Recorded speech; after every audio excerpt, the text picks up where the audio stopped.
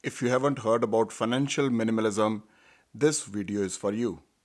Here, I am going to spell out what is financial minimalism, how it can affect you financially, top 5 tips, how to achieve it, its effect on your retirement plan, and financial independence. Hi, my name is Sunny, and welcome to my channel, Sunny Snippets. Here, I try to make videos that affect a common man financially, and if you're new to this channel, please smash that like button as that will help me with the YouTube algorithm and it will be highly appreciated. I strongly believe that our mind is the most powerful creation of God. If we can develop a mindset where you can think twice before spending your money, analyze what is good or bad as far as your spending is concerned, you would agree with me. Your mindset is what makes all the difference and it can go a long way building your nest egg. Financial minimalism is spending minimum amount of money and that too spending on things that are essential to our lives. Now, people will say, what is the point in making money if you can't spend it on the things that you like, or the things that you want to have in life, or the things that makes you feel happy? I completely agree that the reason why we all work so hard in our day-to-day life so that we can make some money and spend it the way we want to. But there is a big problem. Most of us make only a finite amount of money. And there are huge number of things in this world that we as human beings aspire to have. In other words, we have got limited amount of resources and we humans want to buy all the finer things in life, travel all over the world, go out, party every weekend, drive fine cars, buy expensive designers clothes, etc. Now, when we spend all that money that we have, maybe we don't realize when we are young. But finally, the age will catch up and time will come when we are close to a retirement. Then we realize we don't have anything saved up for rainy day or for our retirement. It's all fine when we are young and making money, spending money, and then making more money. But when we are close to our retirement, the money making slows down and the financial reality catches up. You might have seen people close to their retirement or post their retirement working odd jobs. That is where financial minimalism comes into play. It's all about prioritizing how much to spend, where to spend, when to spend, and most important, where not to spend, which we all overlook. Doing so, we free up our resources, thus increasing our savings, and voila, in no time we have found money which we can invest for our retirements. The first and the most important thing that you can do for yourself financially is build up a mindset where you pay yourself first. The way the financial system in the West is built up, everybody takes their share first. The taxman takes its share even before you say the paycheck. Then all the bills go directly into your checking account and the money is taken out. Then the bank takes their own monthly charges. Finally, whatever is left behind, if there is something left behind, is for you who has worked hard for at least 40 hours a week. Try to develop pay yourself first mindset. Based on your financial situation, come up with a dollar value that you think you can afford to pay yourself first. One easy way of doing it can be opening a separate savings account, then asking your bank to set up an automatic transfer of a dollar value from your checking account into your saving account that you can afford to save every paycheck. Now you know whatever is left in the checking account is for you to use up for your day to day financial needs. It is a form of forced saving which normally we all postpone from month to month as we often overspend and go beyond our budgets. Two most important things that will happen by doing this are number one, you get in this habit of saving money. And number two, now you can invest that saved up money every month for retirement.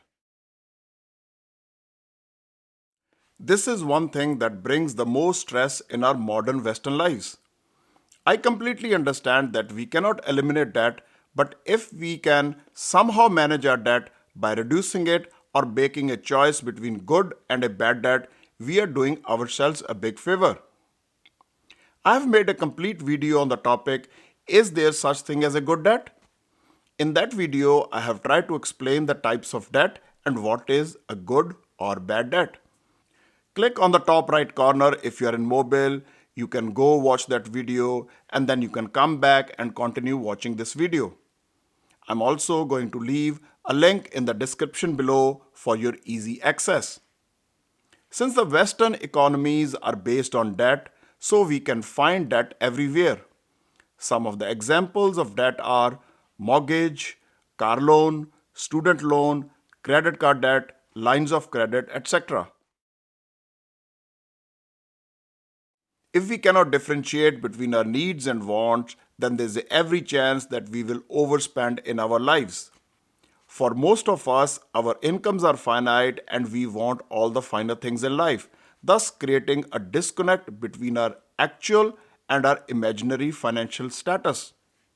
One way to avoid this situation is to find out what is essential for our day to day life and try to spend our hard earned money only on those things. I know it's hard, but remember we have to sacrifice some of our wants today so that we can free up some money by not spending too much on our wants.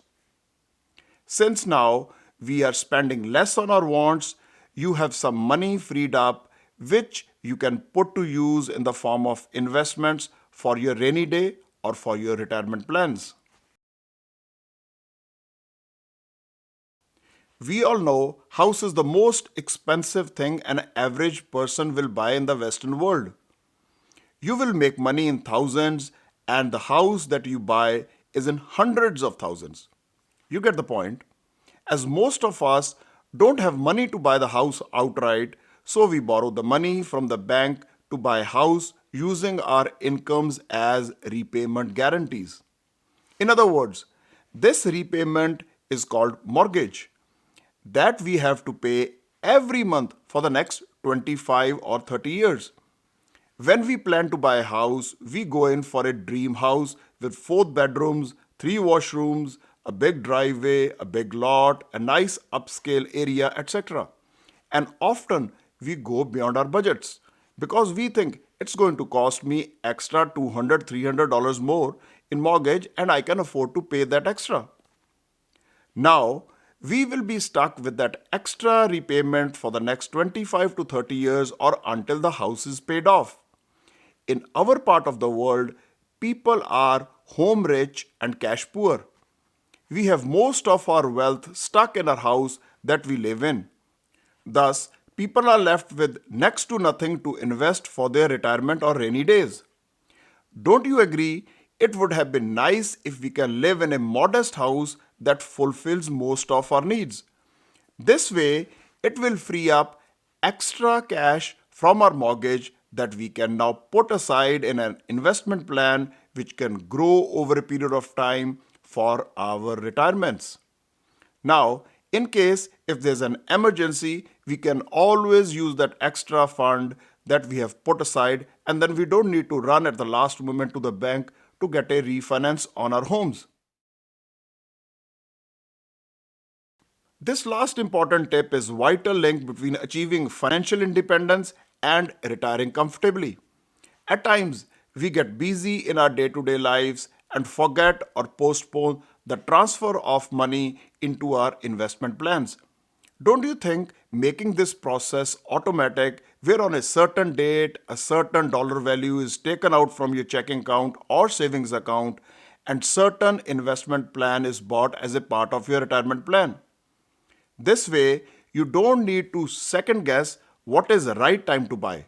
You keep on buying on lows and you keep on buying on highs, and you will have a cost average. Some people go one step further by not investing in individual stocks, but rather investing in low cost index funds which track a particular index.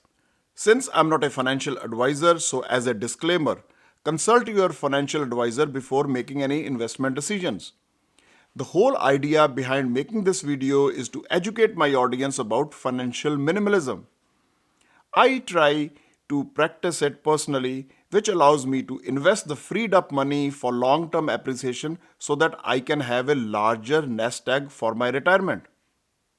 If you like the content that I make, please help me by liking, sharing, and subscribing to my channel. Thanks for watching. See you next time in the next video on your own channel, Sunny Snippets.